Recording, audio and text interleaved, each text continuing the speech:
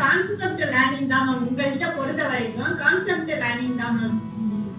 ஒருத்தவங்களுக்கு எப்படி சொன்னா அதை தெளிவா புரியும் அப்படிங்கறத வந்து பேசிக்ல இருந்து அழகா கொண்டுட்டு போறீங்க மேம்.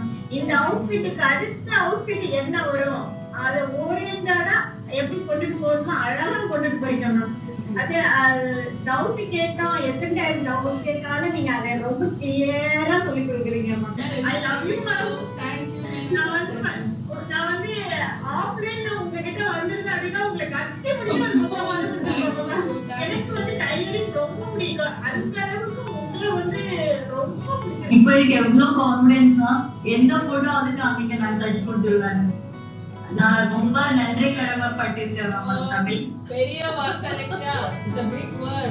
கத்துட்டதுக்கு அப்புறம் அந்த மெஷர்மென்ட் போட்டு அத ஒரு டைம் ஸ்டிட்ச் பண்ணா அது ஃபிட்டிங் பெர்ஃபெக்ட்டா ஸ்டார்டிங்ல இருந்து இப்போ வரைக்கும் வந்துட்டு பெர்ஃபெக்ட் மெஷர்மென்ட் கரெக்ட்டா பெர்ஃபெக்ட்டா இருக்கு.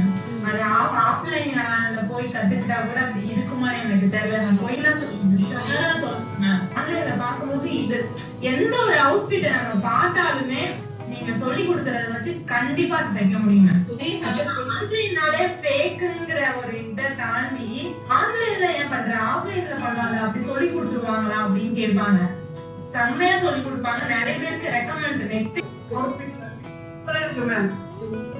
ரொம்ப உங்க மேல அவ்வளவு வெயிட்டா ஆனா நான் உங்களை வந்து மறக்கவே மாட்டேன் மேம்.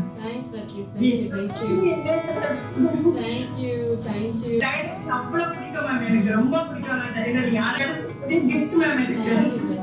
ஆனா நேர்ல வரும்போது எனக்கு எப்படி உங்களை நான் என்ன பண்ணிக்கிறேன் ரொம்ப அவ்வளவு பிடிக்கும். நீங்க ஆன்லைன் கிளாஸ் அவ்வளவு ப்ராப்பரா கரெக்டா சொல்லி தரீங்க மேம். ஒண்ணுக்கு டவுட் கேட்டா கூட கரெக்டா இருக்கு. எல்லாமே கரெக்டா சொல்லி தரீங்க. ரொம்ப பிடிச்சிருக்கு ma'am. Love you ma'am. Thank you love you too Nargis.